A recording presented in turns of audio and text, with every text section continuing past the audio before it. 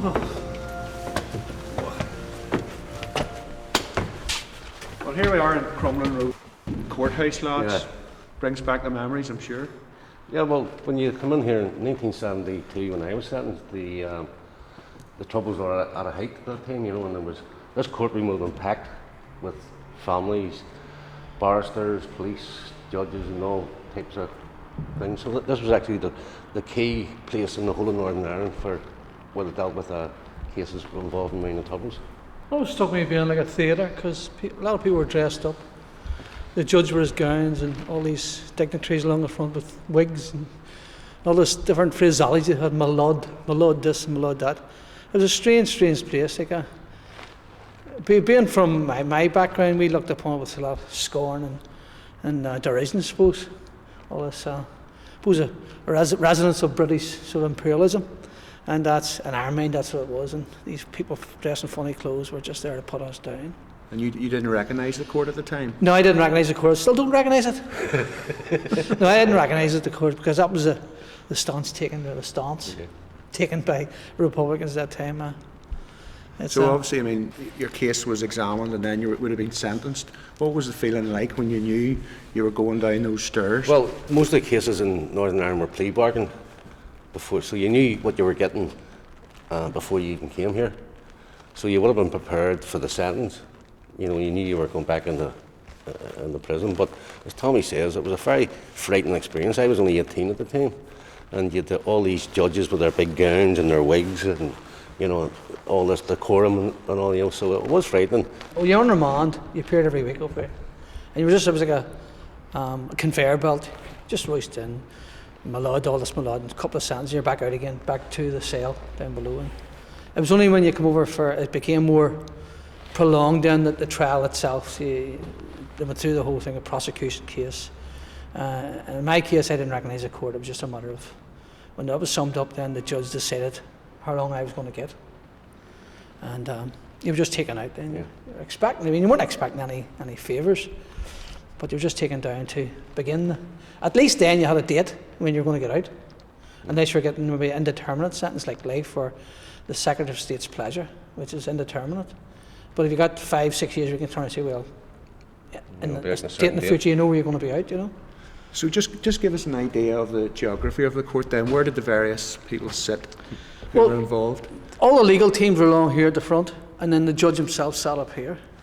And you had families sitting behind you. And you're always trying to turn around, and the screws, but he would turn you back again, you know, just to see your families. Yeah, screws would stand behind you here. You weren't allowed to communicate with your families, you know.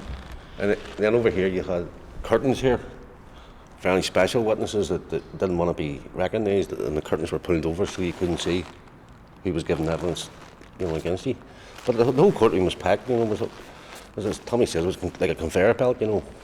You know, they were doing something like maybe 20-30 cases a week here, buzzing at this place, you know, with all sorts of people. Then you had the police over here, the detectives and all those witnesses.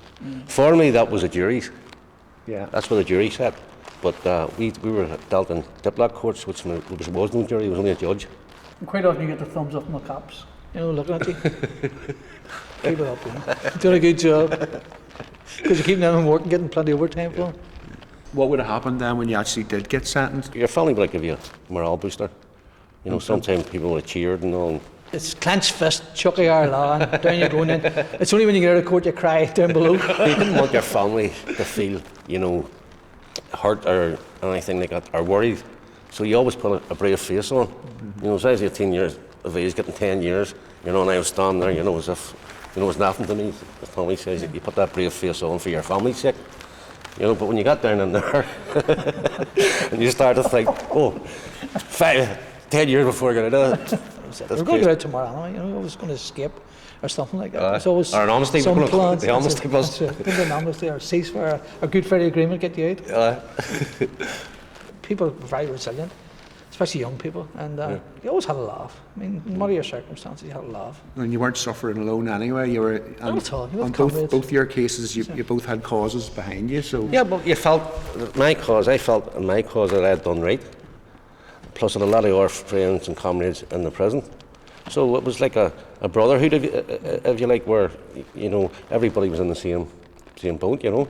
And there was people in there doing life, there was people in doing 15 years, 20 years, things like that there. So, you know, it was like a family in the prison. So you didn't really, as Tommy says, you were very resilient at that time. And, you know, 10 years didn't even fizz on you at the time. You didn't think anything because, you know, you had comrades in there who were in worse positions. And, you know, we helped each other.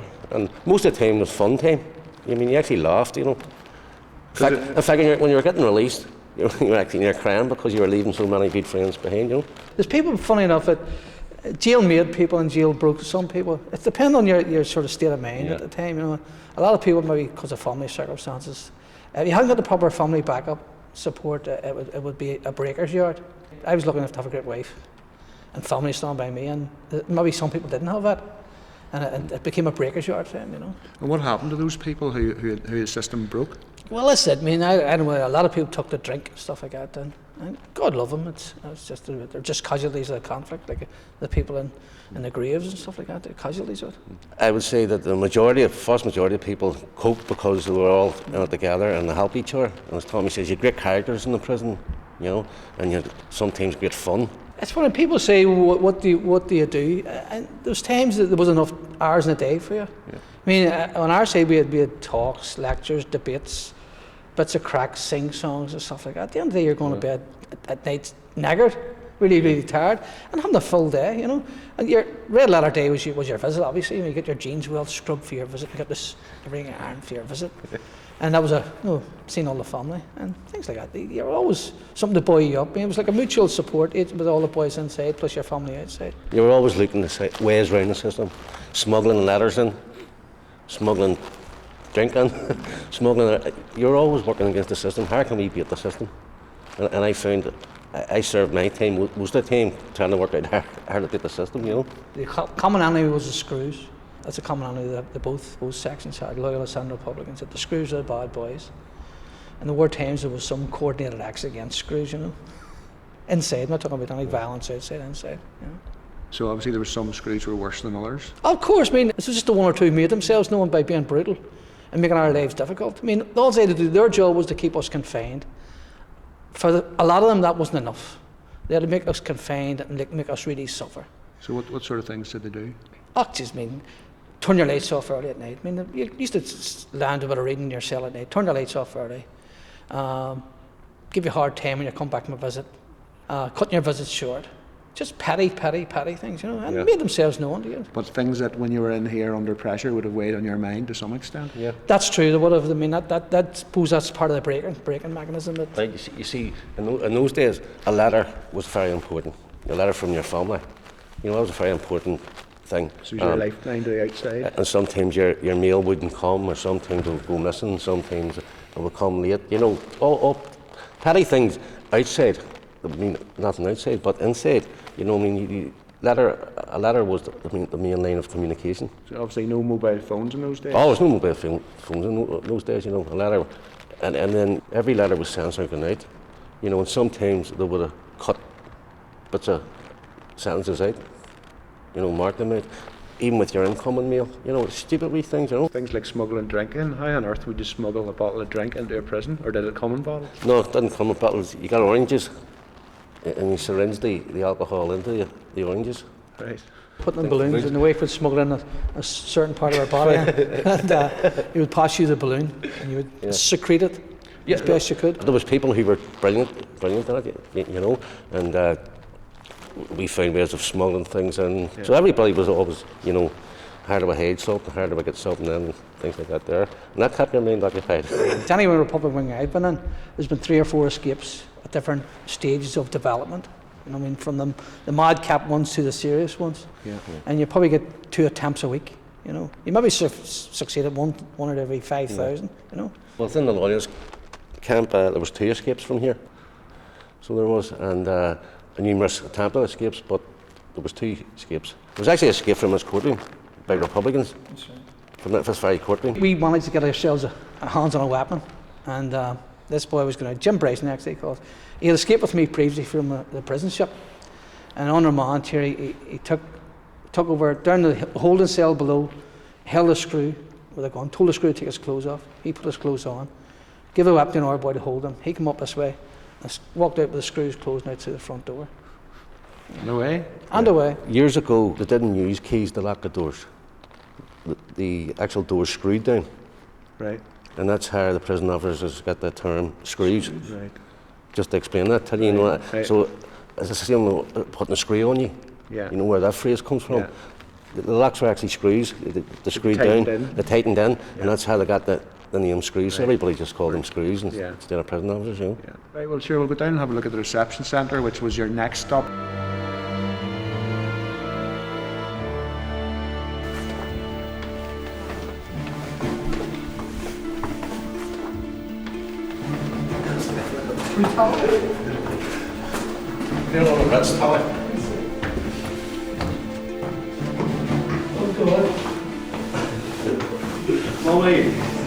Here we are. The Tame Tunnel. After you got your time, you're in the tunnel. So this is the tunnel between, the underground tunnel obviously between Crumlin Road Courthouse and Yeah. Crumlin Road Jail. Yeah. It's a long walk. You had time to think here. You knew you were starting your sentences. What did that feel like? I think what my thoughts were is that I think at the time I got sentenced to 9 years.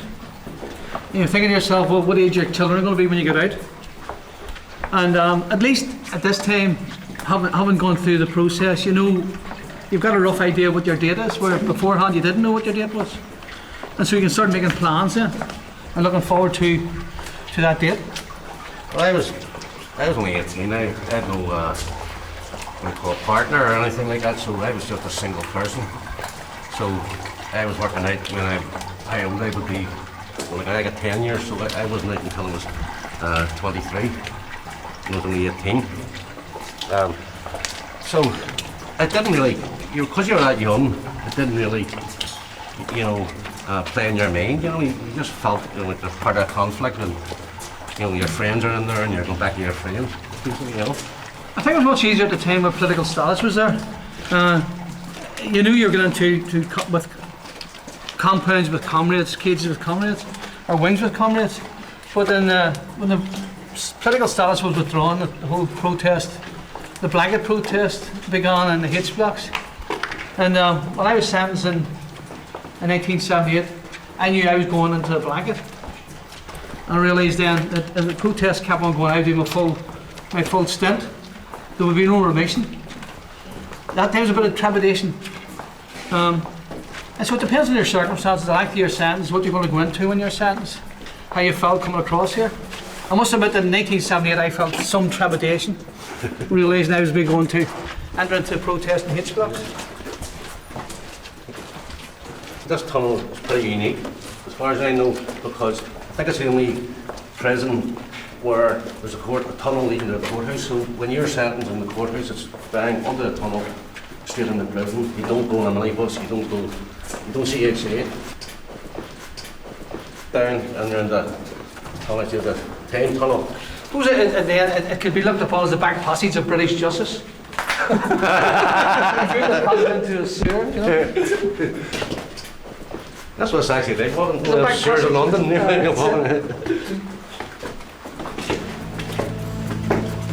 Time is a brutal but a careless sea. It's our love what leaves behind the green. Well, this is a reception. Pete. This is where you cease to become a human being. You know, So after you just come through the tunnel, straight into reception. Straight into reception. You're put into one of those cubicles over here, and you're told to strip. So you have to take all your clothes off, all your possessions, in this cubicle, and then you see your uniform, prison uniform. What did that consist of? It was an old brown suit, blue and white pinstripe shirt, shoes that probably didn't even fit you. You know, there was no measurements. You didn't get measured up like a tailor's. But all your worldly possessions were put in a box, and you never seen them until you got out. So you're completely depersonalised. So when I came in here in 70, 78 and sentenced in 79, the protest was against criminalisation, so we refused to put the uniform on. And I had to go from here to B-Wing, basically naked the whole way up. Past, as women all worked up in that circle, you know, the part of the administration. I had to work from here because I wouldn't put the uniform on. I had to work from here up to B-Wing and put in a cell in B-Wing, held there for 3 days and then moved to the H blocks of Long Cache to be with the rest of the people on the protest. Obviously, you must have been pretty cold. And Pretty cold, but your adrenaline was there and your nerves were there and that kept you, you know. But thinking back, it was pretty bad. Like, I was a young lad, like, and have this done to people, like, it's pretty horrific too. You think about it. well, I mean, it wasn't a soft regime. So. No, that's what it's all about, to break your spirit, break your resistance, you know. But again, they failed, you know. When I actually came in a different period in Tommy, when we fought and we got political status. They call it special category status, but actually it was political status. They recognised that we were political prisoners, that we weren't criminals, and we were allowed then to wear our own clothes. So we wore our own clothes. We didn't do any menial prison work. I mean, if you come in here as a normal prisoner, you were either put in the wood yard to chop sticks all day, either put in the scrap yard to lift scrap all day. There was no educational or meaningful work here. So we refused to do all that. So we started to fight against the system, you know, and try and get back some of our dignity, which we did get before it was taken off us again. And that's when Tommy was talking about the H-block protest and the naked protest. But it was a continual battle of wits between the system and you. Sort of constant manoeuvring. Constant manoeuvring. Well, this was just the first step, giving you This was just the first step, giving you a name. number. We refused, to, for instance, to respond to numbers. You know, we refused to respond to surnames. We insisted that if one had talked to us, they had to talk to us by our first name. And we would give them the same courtesy. The screws now, you never allowed room for your own initiative. That anything you did, they had to tell you to do it. Stand there. If you had to go from there to there, they had to tell you. If you walked on rounds, get back and stand where I tell you to stand. Everything you'd done under their orders. And that's the whole thing about taking your whole dignity away from you. You can't make a decision for yourself. You go to the toilet when they let you go to the toilet. You get up in the morning when they tell you to get up in the mornings. Yeah. We appointed our own orderlies. Yeah. People volunteered. And would it have been run on a military system at that point then? Well, that's when it began. People used to go up in the morning, be up at a certain time, have their place cleaned up. Not strictly too military, you know, that we didn't want to make life too hard for people because people didn't do it a long time. Cleanliness was very important in these places. So we insisted that by 8 o'clock every morning, everybody had to have their cell cleaned out, their slap out and all that there. And people done that off their own initiative, without screws having run around telling them what to do. You would have an officer commanding in the wing. He would appoint different commanders on the 3 floors, and he would oversee that. He would have a staff below him, so the overall run of the on a paramilitary base, you like, with all the contact being with the screws cut down to a certain number of people. Nobody else is allowed to approach screws except these designated people. Well, no prison can basically work without the cooperation of the prisoners. And because we were political prisoners, we had that strong base where we could collectively fight the system. If you want to see the governor in the morning, or you want to see the doctor, you had to request to the screw, I want to see the thing. So what we did was to break that system.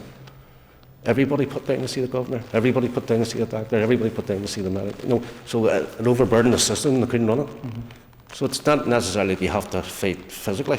Yeah. If you use your brain and you start Just put a spanner in the works. just spanner in the works, and they got the message then and said, well, okay. The cooperative skills learned in prison has been translated outside. People now are helping to run their own communities, organise their own communities, community work, inter-community work. Yeah. Those skills have been transferred to a great benefit out to the people outside, to the communities outside, that those skills have been transferred outside to help the communities develop. The H-block prisoners come out very bitter. Anybody who was released during that came out very bitter.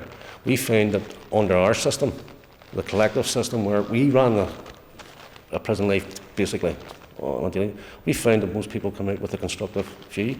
A lot of us went on to attain degrees, get educated, as Tommy says, learned all those skills about cooperating, working with government. I mean, because that's who you're working with in here. Yeah. you know, and we were able to transfer that on the outside. In fact, the prisoners had probably the biggest impact on the peace process here, because if you look at the delegations that went to negotiate with the government, the majority of them were ex-prisoners. So it did benefit the community. But that's because we took control of our own lives within the prison.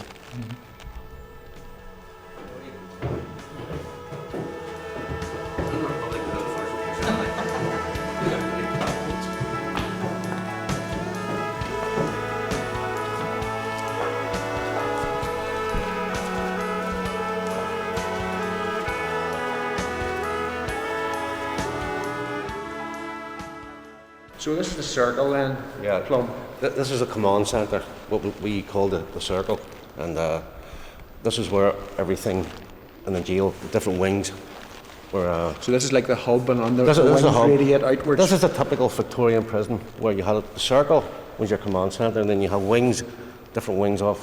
You have 4 wings here. You have D wing, C wing, B wing, and A wing. And obviously the screws could see from here down the wings? They could see it all the wings, so they could control the whole prison from this point. And what wings were certain prisoners kept in, or what way was it? Well, the actual prison system segregated prisoners. You know, you had under 21 prisoners first time in were down in D wing here, then you had B wing was under 21 second time in or third time in. You know, and then you had old what they call star prisoners, which were over 21 who first time in. But down here in C wing, it was the first place that the internees were kept. When internment came in 1970, 71, they kept the internees in there. That's also where the death cell, the hanging cell is.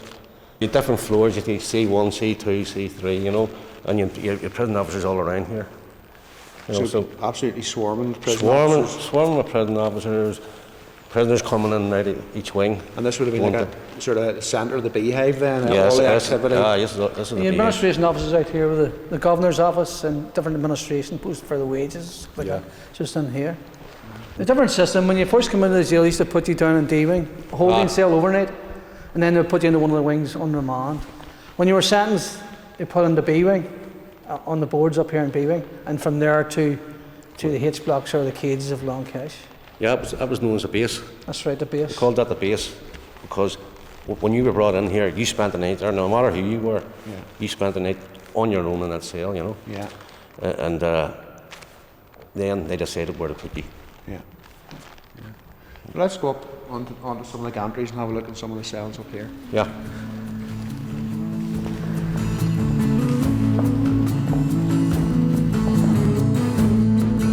Oh, the dragons are gonna fly tonight.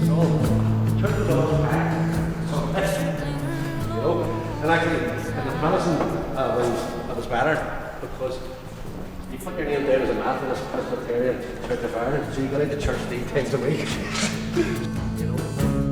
All along the great divide tonight. I must say, my happiest year was spent in C wing on remand. Obviously it's been painted here because it's been used for a film set. What colour would this have been originally here? Grey, it was everything was grey or green. Government green, government grey. They had standard colours throughout all the prisons. Yeah. You know, so all the cells were painted the same, all the doors were the same. Prisoners used to decorate their own cells, Yeah. individual inmates, putting posters or painting themselves. So what about feeding times then? Well, What happened? you had canteens in every area, every wing. Sometimes you were locked in your cell and you got your food delivered to you. They brought the food up and you lined up, you know, just like a mess, like an army mess. But obviously the food wasn't as good sometimes. The standard diet was porridge, cornflakes, and on a Wednesday, for some reason, Tommy, you got fried eggs.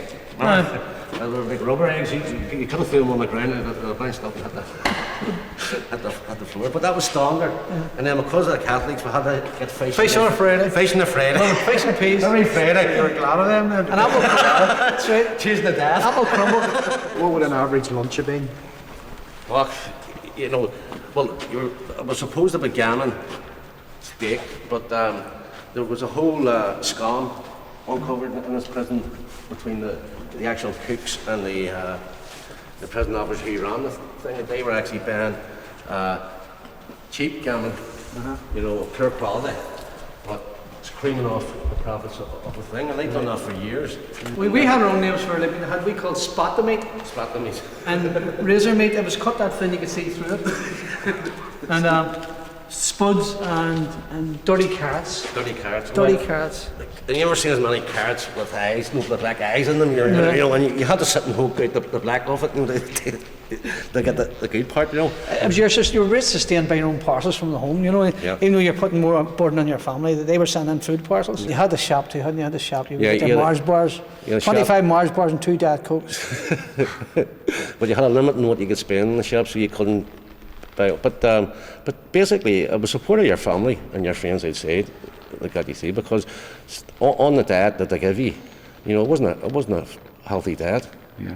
You know, and a lot of people who didn't have that support, you know, were ill because the food dysentery. Some people got dysentery. There was always this scare going about that we were told they were loyalists in the kitchen, and they were told they were Republicans in the kitchen, going to poison relative, Yeah. respective So you were wings. You know, expecting broken glass or something? that's the thing. Yeah. It did happen on occasions, like Yeah. that. You know, I mean, there was one guy actually poisoned in here, so people were always wary of eating the prison food because of the prisoners actually making the food. Yeah. So if somebody had a grudge and they worked Somebody in had the a grudge kitchen, and worked in the kitchen, so you're very wary, you know, of it. It became more hairy during when political status was withdrawn. There was a protest going on, and what we had organised in the wing, loyalists out one day, Republicans out the next day. And when you were to visit and the loyalists were out, you had to go back into the canteen, and all the loyalists was in the canteen to pick up your food. So you had to take it for granted that was maybe interfered with in some way. Yeah. And so your food. I mean, you went into Loyalists and Republicans, you both got the same. People start rapping the tables. You know, you were never attacked. Just a rattle on the table, making you feel not welcome. Yeah. You picked your food out of the hot plate and back to your cell to eat it. You know, it's a bit of hairy. Yeah, and there was no difference between loyalists and Republicans in that the Screws treated everybody the same. You know, we didn't get favourable treatment over Republicans, and neither did they get over us. Yeah. You know, we were treated, as we said at the time, we all ate the same porridge. Yeah. There was no difference. Yeah. You know. Yeah. So I mean, the Screws didn't show you any favouritism No. because they were, even though they were predominantly Protestants. Even though they were predominantly Protestants, they never showed us any favouritism. Say, we always said everybody gets the same porridge, so Yeah. there was no preferential treatment given to us. Yeah, you get people, good people just doing their job, and they'll be just humane with you and treat you like a human being. Others didn't want to do that, you know, and they're the bad ones, you know. No, there was occasions that they deliberately put a loyalist in with a couple of Republicans in a cell down the holding cell there as you were going to court, or deliberately put one Republican in with a crowd of loyalists, hoping that they would get attacked. Yeah. You know, there's that type of thing, Malone, you know. Yeah. Because obviously behind closed doors here, there's things that could go on that the Oof. outside world didn't see. Outside, well, I mean, if there's a riot, right, and knowing, right, you'll get so many prison officers hurt, you know, but you don't get a report of prisoners, right? What would have happened in a riot situation? I mean, what? Oh, they brought in what we call the ninjas, you know, the riot gear, Right. the riot squad, and like they would come in here and So they had full body armour and battens or what? full body armour, batons, etc. You know, and then we went down into the cache, and then on cache, I mean the soldiers down there, so you got the full treatment. You got CR gas and Yeah. things. So it was full scale riot, yeah. But obviously we had nowhere to run. Yeah. When you're as a prisoner, it's different when you're out in the streets rioting. Yeah. You can run into the side streets or run ahead, but then here you can't. So you have to stand and fight. Yeah. And you know you're going to get beat Eventually. eventually. You know it. Yeah, You know, but yeah. you still have to do it to get what you're fighting for. You know. Yeah. But they always said they use minimum force. Like the term, that term minimum force. You know. It's relevant. What's minimum force? You know. Yeah. Many a time they've done so-called security searches looking for escapes, attempted escapes like tunnels, and they found all the place where the soil was hidden.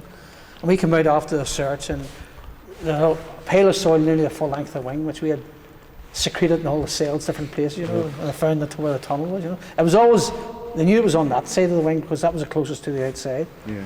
And so they just searched really for tunnels on that side of the wing. And So- it wasn't on the second or third floor, it was always on the ground floor. Yeah. And how far did any of the tunnels actually get? You probably didn't get that far, you know, but the volume of soil made it such that you couldn't disguise it because it was that much. We remember get 10, 15 yards, maybe halfway across the garden. Yeah. That's as far as you can get. Tunnels are more appropriate in the cache, you know, in the prison camp. Over here, up here, it was over the wall or by some devious means of getting out. Like one prisoner escaping from loyalist wings, he disguised himself as another prisoner and went out in his place. Yeah. You know, something simple like that there. So subterfuge more than... Yeah. Subterfuge more than digging tunnels. Digging tunnels was really the long cash in the maze, you know. Opportunistic ones were the best. When in 1970, January 72, we were all moved from C wing to A wing on remand, and they moved all our remand prisoners down from Long Cache down to here. So it meant a lot of new faces who the screen didn't recognise. And we put 3 people out, swapped them on. People who were getting bail, we put people out in their places, very, very quick succession, because the screws didn't know them, you know. Yeah. So there was more things like that there. And it was surprising, like, how stupid the prison service was. You know, for years before, this was deemed the most secure prison in the whole of Britain. That's because nobody ever wanted to escape out of it. But when the political prisoners started coming in, and then people wanted to escape, they exposed all the deficiencies within this prison. Right, well, let's go and have a look at an actual cell then. Oh, Oh my God! Don't see one. see mine. Hope you have it clean.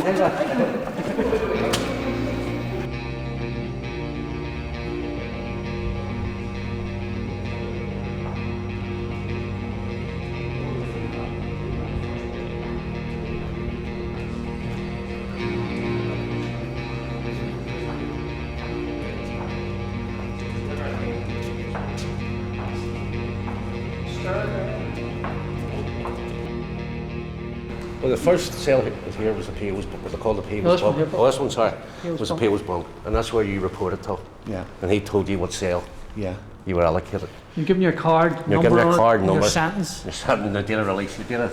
Yeah. So I suppose at this point it really sunk into you, right, Yeah. I'm in prison, this is it, this is the Oh, start this of it. was it. What did that actually feel like, walking into this wing here? That's when you were starting your time. And the word you quickly got around, maybe some of the prisoners be out in the wing and shout, one on, and somebody shouted, who is it, and shout your name, and say, oh, what about you doing? Well, then welcoming you into the wing, you know. Yeah. Because Northern Ireland is such a small place, you know, you always knew somebody on the wing. Yeah. So you were never really alone. Yeah. So you always had friends, no matter what wing you went to, you had always people who you knew from your community, because the conflict centred on the working class communities. Yeah, yeah. So I mean, it was an inhospitable place, but the people within it Yeah, were reasonably hospitable. yeah. But that was only because of the conflict. Yeah. You know, previous to that, well, the ordinary prisoners, you know, it was just a cold, heartless place, you know. Yeah, yeah. But you had your comradeship to keep you going. Yes, that was the difference. I spent some time with this one.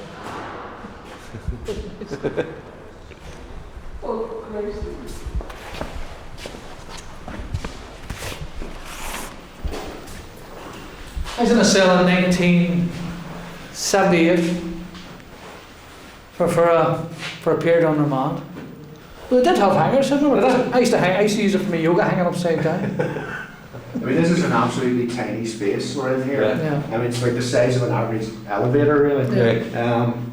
How many men would have been in here? Well, these are supposed to be 1-1 cells, but obviously because of the influx of prisoners, because of the conflict, I mean, I've seen 3 prisoners, up to 3 prisoners in one of these cells. At least 2 at all, because of the prison was overcrowded. I mean, there's no toilet facilities. No, you had a PO, you know, chamber pot. Outside of all the fun, laughter, and your comradeship, right, the human side was, this was your home for the rest of your sentence. Yeah. You know, and it's just a very small, Yeah, confined place. It's about 12 feet Bare. by 9, something like that. You know, this is your home. You know, and there's nobody else with you. You're on your own. You know, so at times when the actual door's shut at night, that's when it actually hit you more than any other time. You know, you read books and things like that, but then you were looking at that up at the ceiling here and saying to yourself, you know, Jesus, I have another lot of years to spend in here. You know. What about claustrophobia? Was that a problem? Sometimes, when the door closed, sometimes that's what really got you when you realised how small a confined place. You know, sometimes you get up and looked out the window even just to try and get release at, you know, the CHA, but the view from out those windows wasn't very good anyway. But I think when at times of trauma and being at home, when you lost a family member or somebody close to you died outside, it became particularly claustrophobic. You wanted out there and to be with your comrades outside because they could give you that support. But once you're sentenced in here, then you start to look at it. It becomes really, really small. I think it's 6 foot by 10 feet. It's very, very tiny. Yeah. And as Plum says, I mean, 3 people in this size here in this cell, and having to use a pot. I mean, that's you're talking really medieval Right. conditions. You had no privacy at all. Yeah. You know what I mean? You had to go. I mean, I'd be actually cruel about the thing, you know, because you were in cells with people, you know, in prison, you actually did your excrement on a newspaper. So you did, and threw it out the window. You call those mystery parcels? Called them mystery parcels.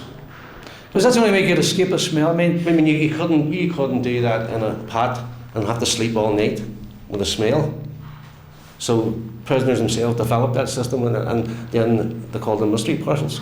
But you actually done your excrement on newspapers, folded them up and put them out the windows, threw them out, and then in the morning, prisoners would have went round and collected them all. Because you say you couldn't have 3 people doing excrement in a cell and having to sleep through the smell all night. Yeah. You know, so it was a basic thing that you had to do. Yeah. So that was, the privacy was very, you know, that's what really hit you. And Tommy, I mean, you were in this actual cell for a Yeah. period. These were your 4 walls. That's it. I mean, what about, is this a heating pipe here, or? well, this is our central heating. This is the only method you have of keeping warm. And also, some people used to communicate through the pipes, using a type of Morse code. And also to annoy your neighbours. Some people couldn't sleep, and they'd spend the night sitting with their just tapping on the pipes. Yeah. This pipe goes right along this whole Yeah. wing. So if you start tapping on it, it goes right up the whole wing. Yeah. You know, and some people actually used to do it for badness. Yeah. You know, keep people up, and you heard people shouting out the cell doors, "Stop that!" Yeah. You know, if you wanted to, you could use the Morse code Yeah. to communicate with people. Other ways you shouted out the wings, but you were very reluctant to shout out the doors along the wings because the screws would hear what you were saying, you know. Yeah. And other people would hear. So basically, your privacy goes out the window when you come into prison. Yeah. These doors are a relatively new innovation. Used to be they had the old wooden doors, very thick doors with big wide hinges. And during protests, what we used to do was used to put a book in between the door and the hinge and slam the door. And that used to pick the door right off its hinges. So you're left with a wing. All the cells were open because the door had been pushed off. Yeah. It was very funny, ironic. Everybody got a Bible, right? Everybody got a Bible in every cell, and that's what you use to break the doors. Because you put the Bible in the hinges, and then when you slam it shut, the hinges come off, so all the doors come off. You know. You know, also used to be a what do you call it, wee hatch here. Some of the boys would adapt. They could put their hands out the hatch and go up and pull the bar off up here. You know. Let themselves out. Yeah. Yeah. And then the other thing about privacy was you could be lying on your bed reading your paper, and next thing the screen would come along and just open and look in, and it felt very invasive, you know, they just look in, and you'd have seen them doing that maybe 3 or 4 times a night. Yeah. So how long, what part of the day would you actually be locked up in here? Oh, during 9 o'clock, I think 9 o'clock, but during Sunday was the worst. Yeah. Sunday was the worst because that's why people went to church to get out of there. Yeah. I mean, because the screws only worked to 4 o'clock on a Sunday, so you were locked up from 4 o'clock right through this 7 or 8 o'clock the next morning. Yeah.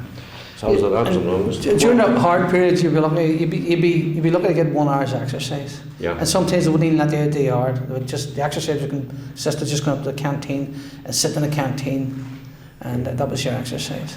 And your complexion then changed because it was like a yellow, pallor. Your face became like a yellow pallor because you weren't getting out in the fresh air all the time. We didn't notice that until we went down to long case where you're out in the open more. Yeah. But most people had this yellow Prison pallor. prison pallor, Yeah. A lot of people I knew then are dead and gone, and it's pretty. I mean, I'm a survivor, and Plum's a survivor. A lot of people who were in here with us and I passed on, didn't survive, and that's the sad part.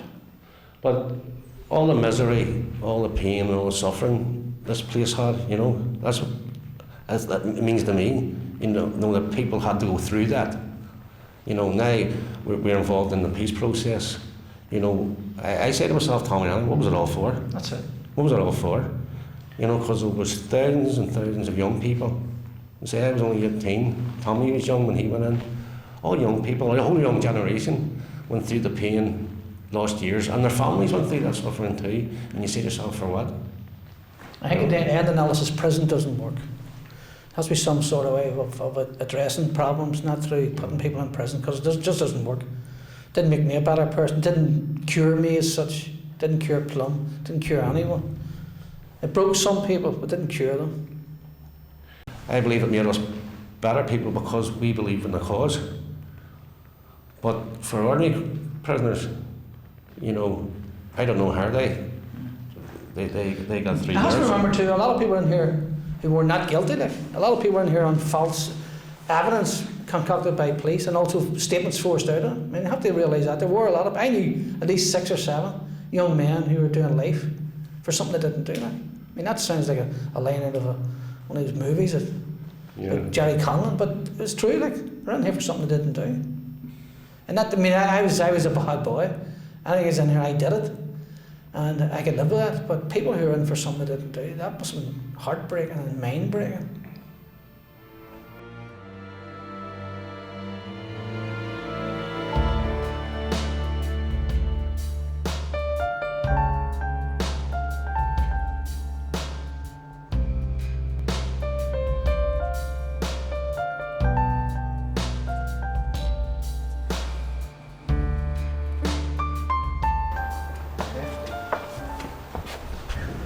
Oh, this slop house. This is how we start off our great mornings here.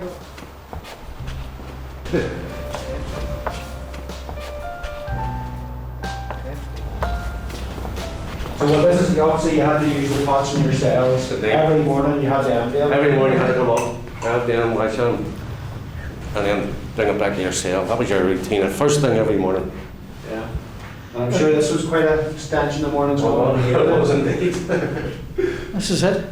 That's all your workings which you've done during the night were deposited.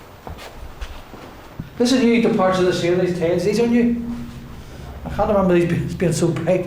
No, None of was that bright.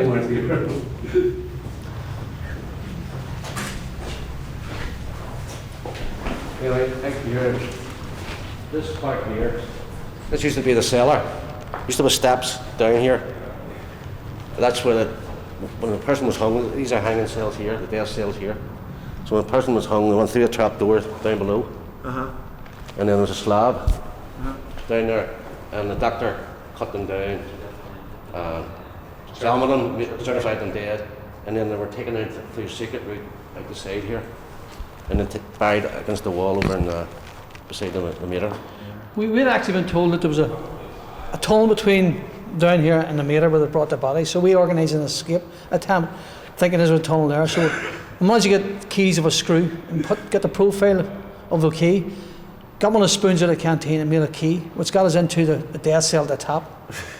We finally got down, right down the whole way down, and we found it wasn't going anywhere, just outside this wall here. Yeah. So that was another failed attempt.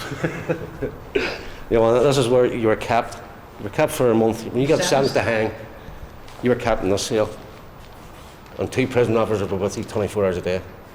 Suicide watch type? Suicide watch. They sat in the cell with you for 24 hours. Also, the hangman would have been observing you from the next door cell. Your weight and your stature, your size, so that he could estimate the drop that would take, for you to kill you, to break your neck. Because if it didn't get it right, the problems, you're strangled or whatever, Yeah. So, and then you was here for a month, you got your appeal. The law was 2 clear Sundays. It was or 4 clear Sundays, something like that there from your sentence. For some reason, that was so a law. You had a long time to think about it? Yeah, you were stuck in here now. And during our time, like, there was one loyalist was sentenced to death. That was Brian. That's right, one Republican, Liam Holden. And they were in here, actually. But we knew they weren't going to get hanged because hanging had been really abolished. But in Northern Ireland, because of, if you killed a member of the security forces, you could still hang, theoretically. So these people were sentenced to hang and they spent their time in here. What would happen would be, you'd, on the morning of your hanging, like, you would just move from there into the hanging cell, drop and down, and you ended up below here. Let's go and have a look at the hanging cell itself. Yeah. I'm sure there's many of those in person home somewhere. Yeah. That's right.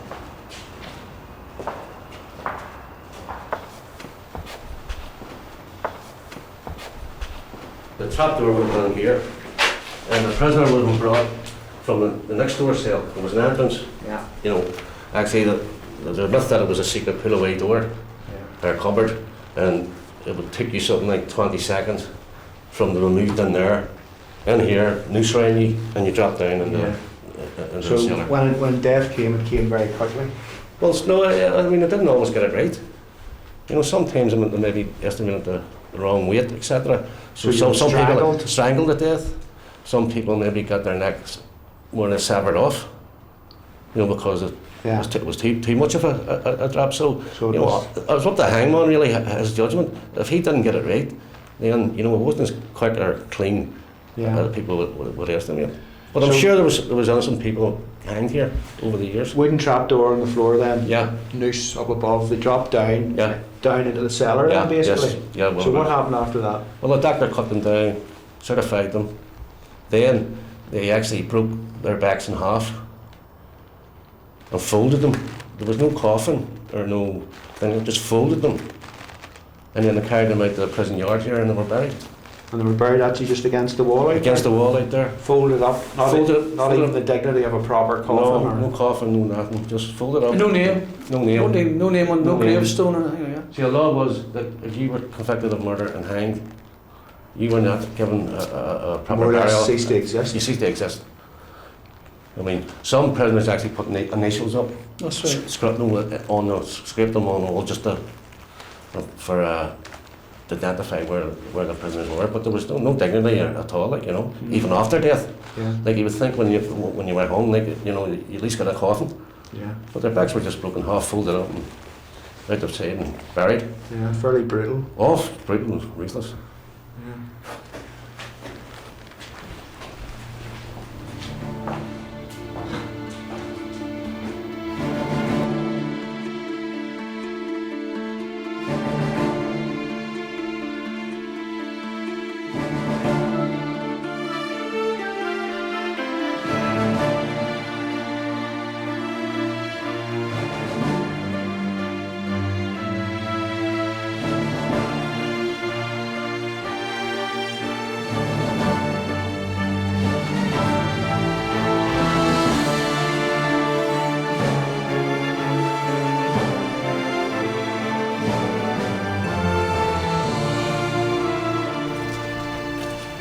This is real Victorian woodwork, or stonework.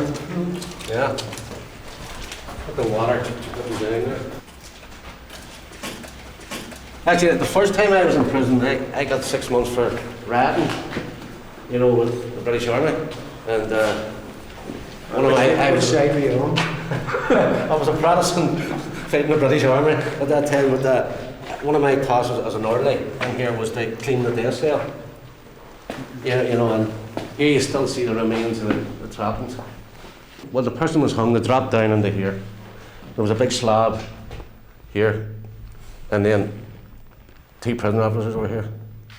They're saying, if I didn't get it right, they'll give you a tug to make sure. The jury sat over here, and the coroner's office was in here. So you were cut down, and then you were certified dead. So the jury actually witnessed the The jury execution? came in, no, they didn't witness the execution, they came in after the execution to make sure that there was no bruises on you. Right. You were hung, like, but to make sure there was no bruises or you weren't ill treated, Yeah. you know, and then you were folded in half. This is one of the old doors here. This is one of the doors used to be. With a hatch, we used to pass your food through. And the spy hole. Say some boys used to be able to get their arms out there and pull the bar off from the outside.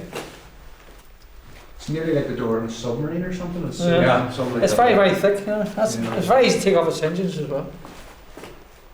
Where the metal just snapped then? or- Yeah. No, the hinges The hinges. just pulled out of the wall very quickly. Obviously, So the weight of it acted against itself. yeah. There's definite vibes in this room here. There's, Yeah, I remember when I come in to clean it one time, you could actually smell death. You know, you could actually smell death. It was like in a funeral parlour, you know, that smell of death, yeah. you know. And I think it's still here, you know. Certainly a very Weird place. Yeah, it's definitely eerie.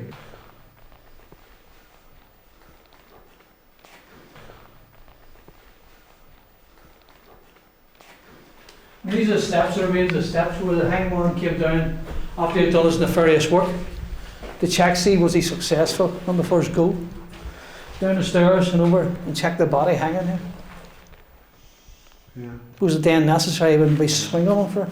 Yeah. Make sure. Yeah. Pierpoint, was it Pierpoint? Pierpoint Was the hangman?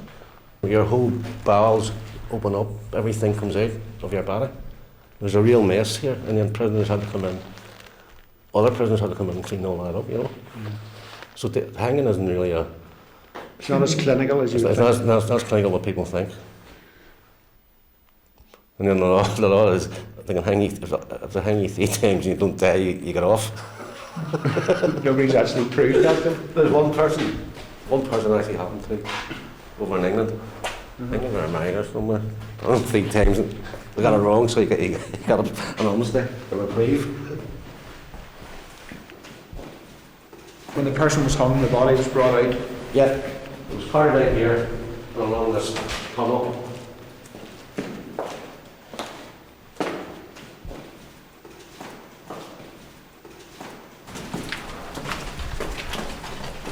This is where you've been carted out here. No dignity, no ceremony.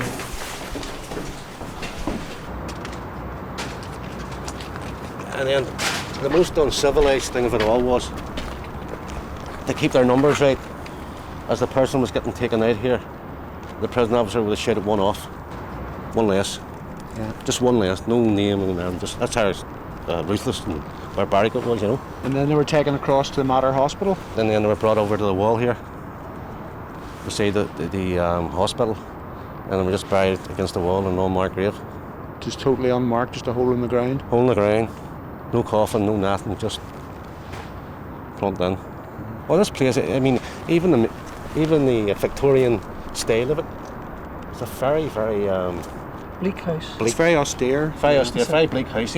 Even just looking at it, you know, when we first got out, I mean, looking at trees and grass and things like that there, it was brilliant. Yeah. Smelling fresh air.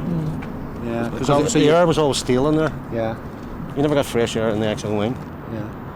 So even simple So it things. was an like- absolute assault on your senses then when you came out back into Oh, the real yes. world. In the real world. Overloaded. Overloaded, you know, coloured. You know. That's right. I mean, all this here, undergrowth, that's grown since the jail was closed down. There was no There's, green there's at no all. green at all, no greenery at all. Even going out to football pitch is grey. It's all weather pitch. No no, wire pitch, no grass. no grass. Just bleak. So it worked against all your human instincts. Yeah. Sort of dehumanise you then. Well, we call it depersonalised. Yeah. Tell the screws you were a number, Yeah. Just a you know, number. just a number. But we never accepted that as political prisoners. You know, we never accepted that. We refused the answer and refused to put our numbers down. Yeah. And at the beginning, when we were sending letters out, you were supposed to put your prison number. We refused to do that because we seen ourselves as political prisoners. And then what they did, they wouldn't send the letter out Yeah. because you didn't put your number on. So they were always trying to depersonalise you Yeah. and take away anything of I or self. Yeah. You know? So you come to the end of your sentence, Plum. It's time to go home. Yeah. At long last. What happens in the prison then when you come to the end of your days? Well, there was a kind of ceremony the night before you got released. The boys would have got you and tied you up and put jam and everything over you. You know, had a good fun, you know. Yeah. And you were kind of had mixed feelings. You know, you were glad to be released on one hand, but you were actually sorry to leave your friends behind. You know, I've actually seen prisoners crying when they were going out because they didn't really want to go out because that built up that much of a comradeship Yeah. with everybody. And obviously it's a wrench again, going back into the outside world. Yeah, but well, you've been away for a long time, and you're going back out.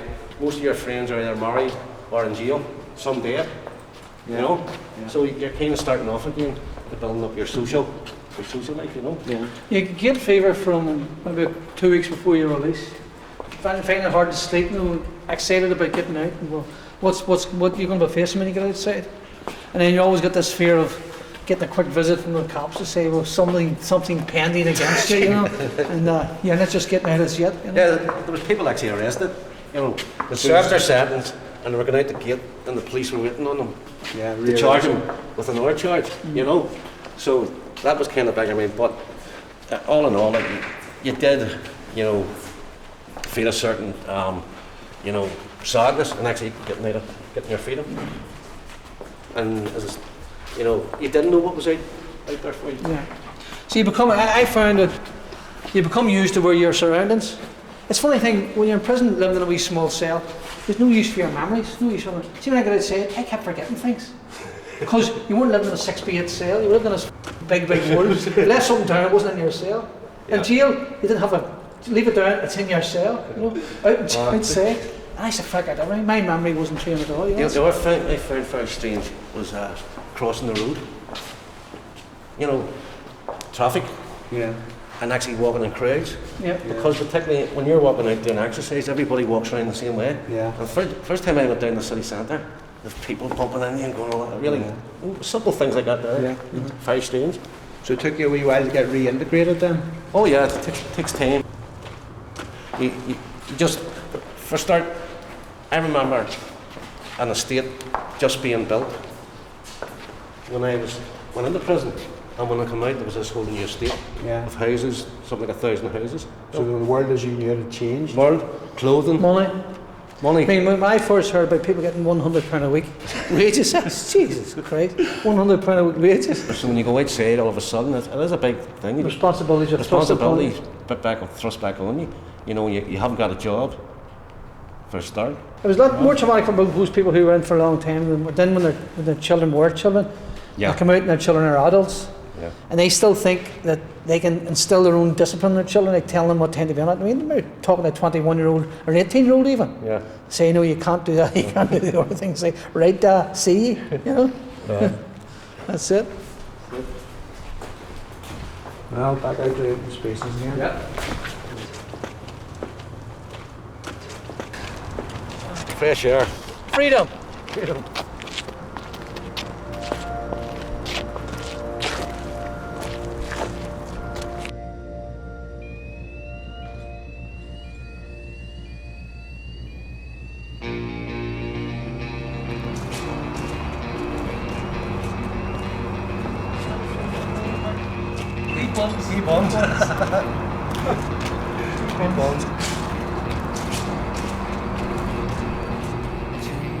Tonight I say goodbye to everyone who loves me.